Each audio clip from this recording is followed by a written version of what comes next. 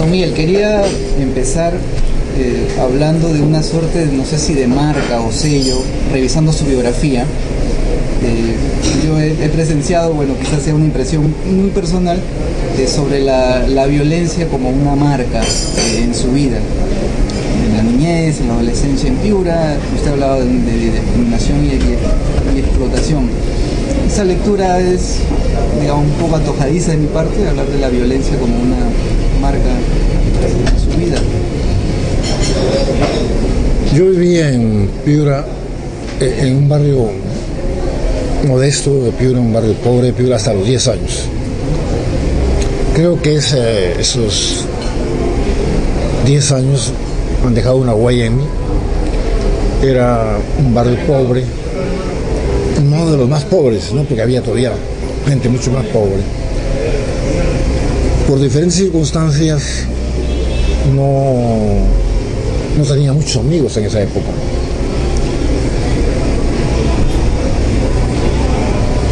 Y eso hizo que mi infancia no fuera todo lo alegre que hubiera sido, pero que sea, ¿no?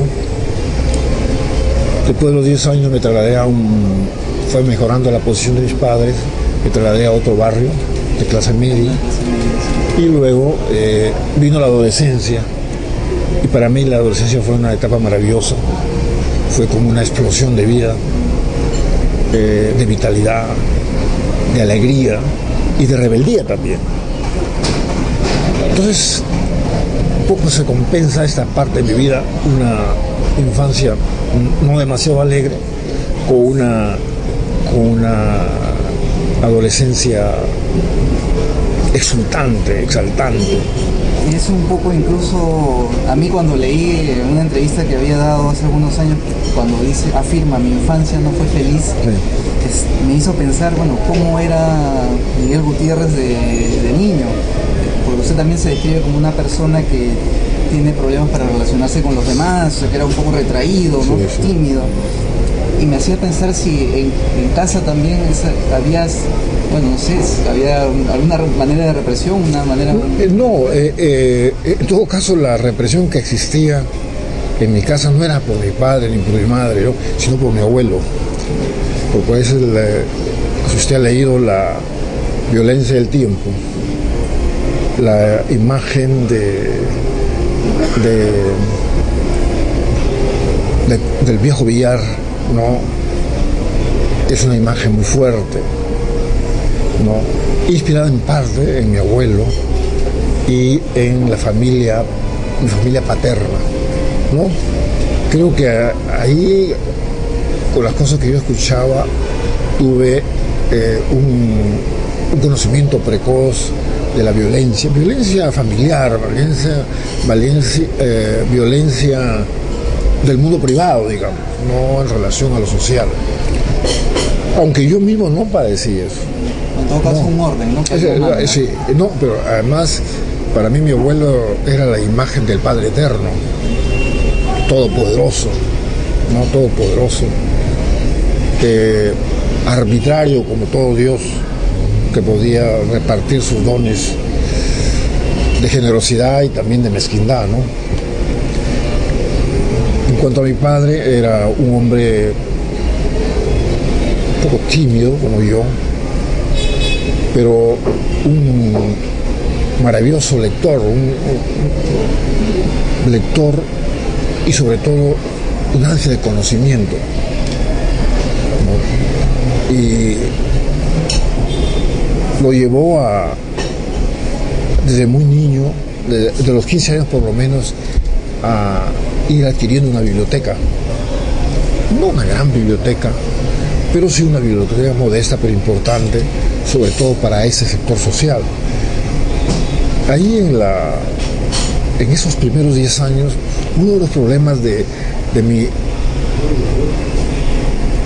poca capacidad para vincularme con los demás se debía que tal vez formamos una isla, dentro de ese barrio pobre formamos una isla. En ese barrio, en esa calle, vivían artesanos, gente muy pobre. Pero si bien es verdad que la economía de mi padre era modesta, pero tenía esa aspiración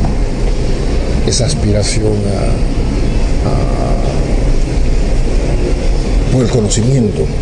Y era curioso, mi padre, él quería no solamente el conocimiento, tanto el conocimiento, digamos, de las ciencias, pero también del arte y de la literatura. Es una cosa curiosa porque mi padre, con él empieza, porque mi abuela apenas sabía leer y escribir, ¿no? No sé cómo fue ese descubrimiento de mi padre, ¿no? Entonces, y teníamos otro factor de marginalidad, era mi madre venía de la sierra, de Yavaca, ¿no? Y había un prejuicio, en esa época todavía lo hay, pero en esa época había contra los serranos.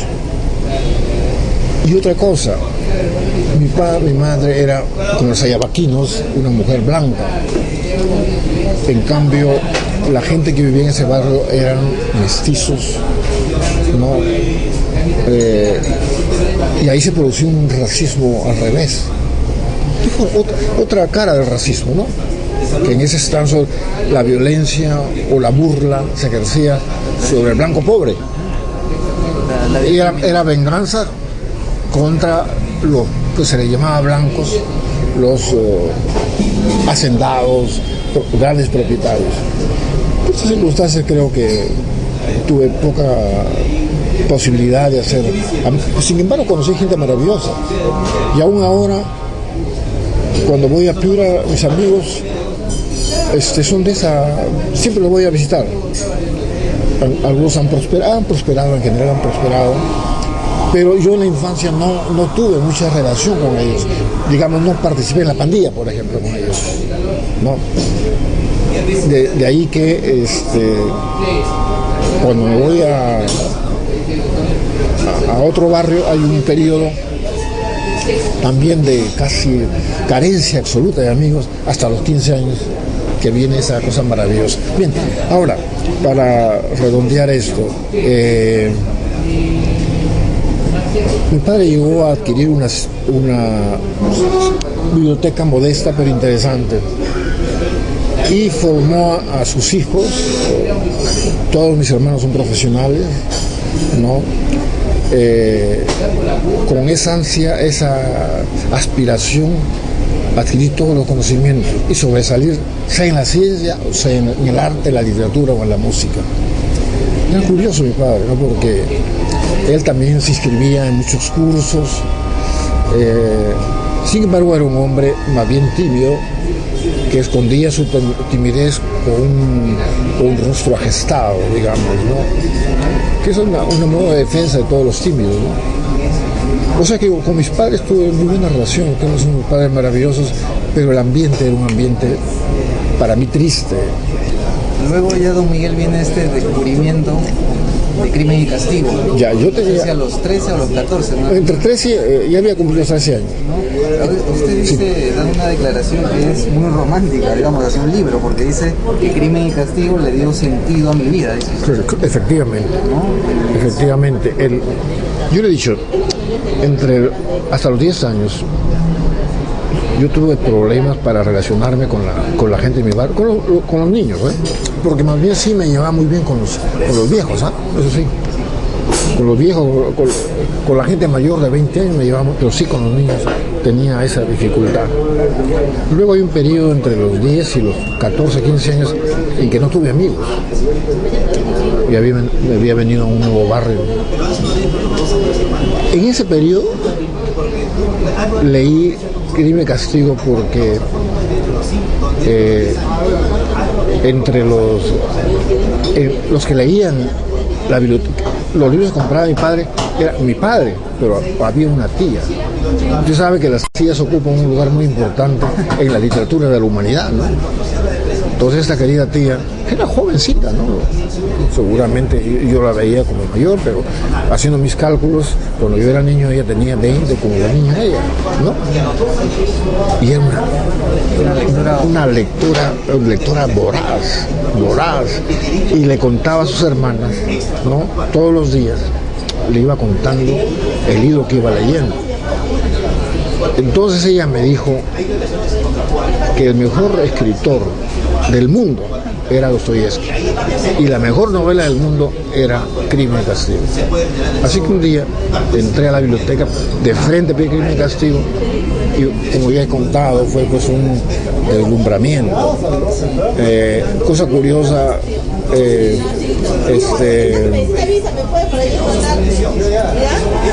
Dostoyevski debería ser un escritor no recomendable para niños, ¿no? Porque es un autor sombrío, ¿no? Lleno de malas pasiones, ¿no? De obsesiones, pero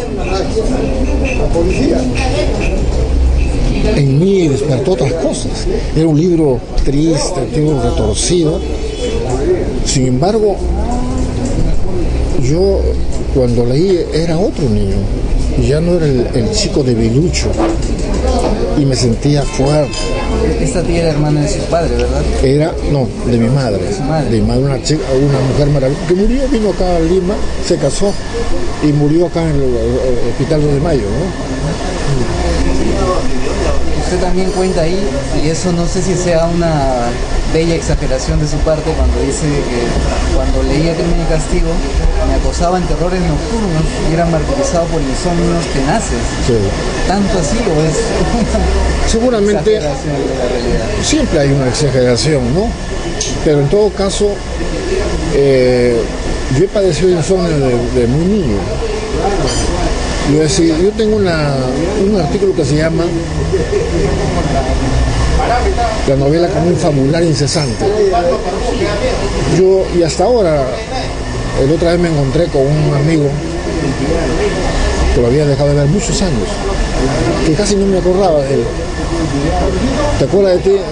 ¿Te acuerdas de mí? Más no me acuerdo. Finalmente ya supe quién era. Me dijo, de ti tengo 2 imágenes. Y me contó cuál era una imagen. Y la otra, un día que venías, por Wilson, venías hablando solo.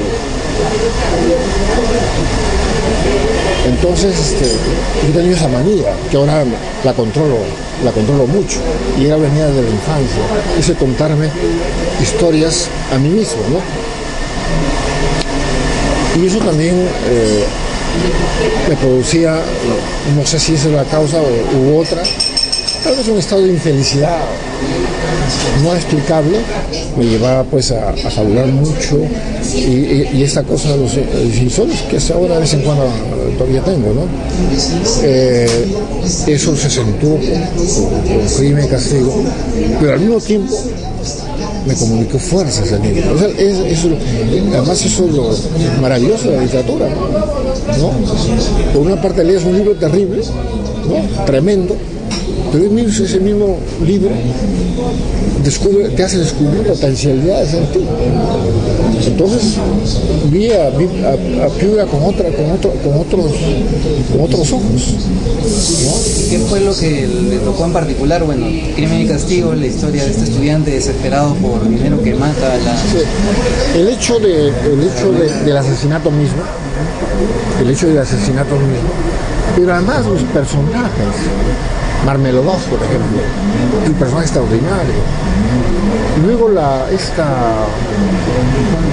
niña, la prostituta, Sonia, esas cosas que solamente las puede hacer un gran artista, porque si les hace un mal artista es para agarrarlo a patadas, ¿no? Hay un momento en el Crimen y Castigo en que Raskolnikov se arrodilla ante Sonia. Entonces Raskolnikov te dice, no me arrodillo ante ti sino ante el dolor humano. Yo he visto 2 o 3 adaptaciones de Crimen y Castigo al cine. Una de ellas es una mexicana, recuerdo, que es Roberto Cañedo, seguramente tú no lo conoces, ¿no? Hace papel de Raskolnikov. Pero cuando se arrodilla ante Sonia, te provoca carcajadas y al mismo tiempo gana de darle patadas al tipo. Entonces, es muy difícil expresarlo, decirlo, sin que suene patético, sin que suene falso, y solamente un gran artista lo puede hacer. Un gran artista que siempre está al filo de la navaja. Entonces, pero Dostoyevski ha creado la suficiente a lo largo de los capítulos que eso hace como plausible, como necesario, esa actitud de Raskolnikov ante Sonia. Curiosamente hay una novela que además admira también mucho a Dostoyevski, es Coexe, en Desgracia. Hay un momento en que, y él seguramente se ha inspirado en esa escena, pero con un sentimiento paródico. Se arrodilla ante la familia, ante la niña, porque él ha seducido. Es un profesor acusado. ¿No? Entonces se arrodilla para pedirles perdón, ¿no? De alguna manera. ¿No? Pero al mismo tiempo no deja de sentir deseo por la otra niña, ¿no? Yo veo que ahí Coexe ha querido rendir un homenaje, reproducir una escena difícil, pero con su elemento paródico, que es la manera que tiene un escritor nuevo en relación a los clásicos, ¿no? Y usted también ha rendido un homenaje a Dostoyevski en su obra de manera así casi. Yo creo que Dostoyevski está en todas mis obras, ¿no? Yo lo dejé leer yo leí a Dostoyevski. Lo primero que hice, mi padre, por ejemplo, las cosas que me hizo cuando vine a la universidad, me compró las obras completas, todavía las tengo ahí en la editorial Aguilar. Yo me leí casi todas las novelas y cuando comencé a leer Diario del Escritor ya no me gustaron los pensamientos de Dostoyevski. Yo no tenía ninguna formación política en esa época, pero ya no me gustaban lo que decía en forma ensayística, ¿no? Sus pensamientos, su antisemitismo, su posición oscurantista en relación a la Iglesia, la cosa de exaltación de Rusia, del paneslavismo. Me fui desprendiendo, ¿no? Este descubrimiento de la escritura, ¿cómo sucede? ¿Cómo se da cuenta que quiere contar historias? Es otro ya. Claro, es decir, yo creo que había sido un fabulador nato, seguramente compensación a esa falta de amigos. Fabulaba mucho, pero cuando leo la novela me doy cuenta que existe un género novelesco, existe una profesión, una actividad, y que esas fabulaciones uno tiene que llevarlas a la escritura.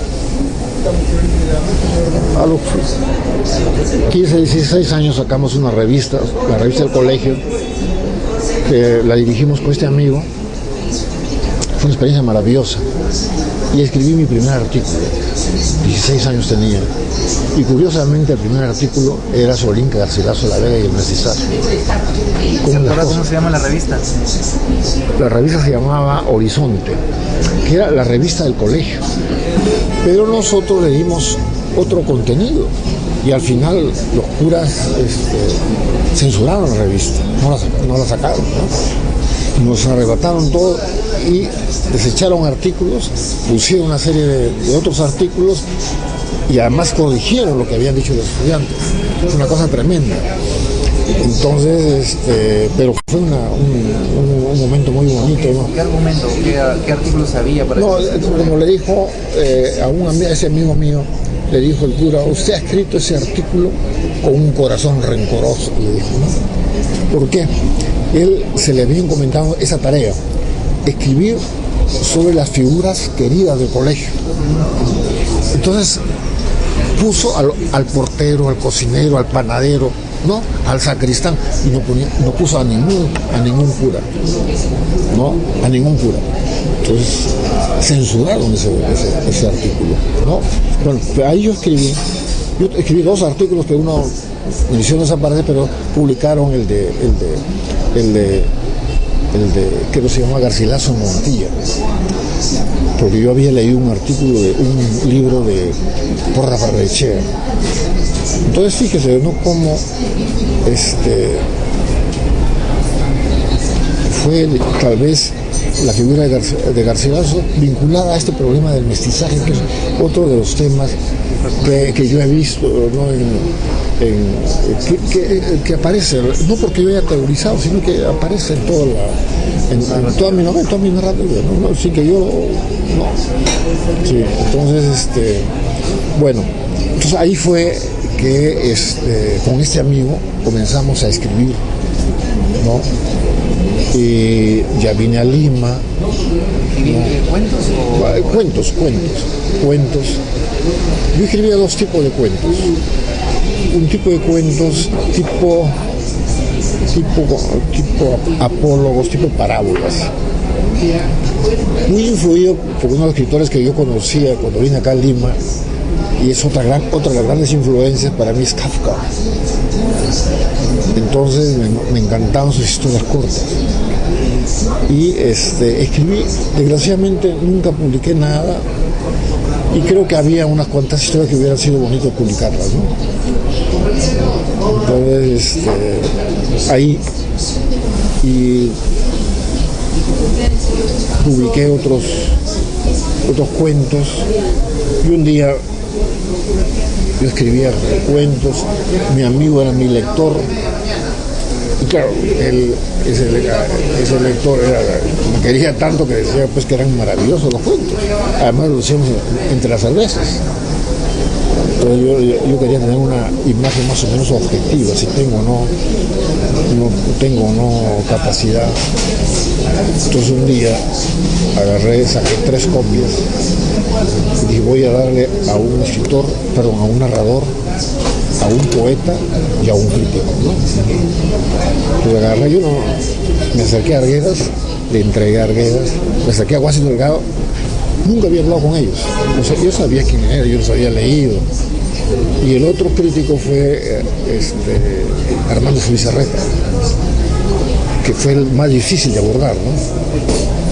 Entonces, tanto Arguedas como Guasito Delgado fueron muy generosos, muy rápidos, en cambio fue más difícil comunicarse con el crítico, ¿no? Pero ahí tomé esa decisión, ¿no?